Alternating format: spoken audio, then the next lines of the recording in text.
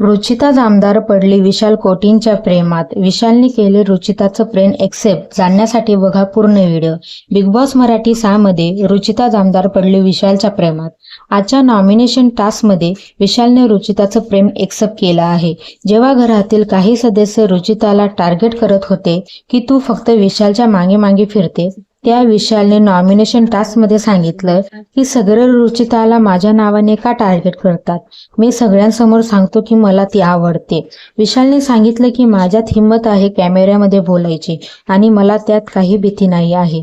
माझ्यात आणि तिच्यामध्ये 15-16 वर्षाचा फरक आहे. मला कोणाला जबाब नाही द्यायचा आहे. ते माझे आणि तिच्यामध्ये आहे, ते आम्ही डिसाईड करणार.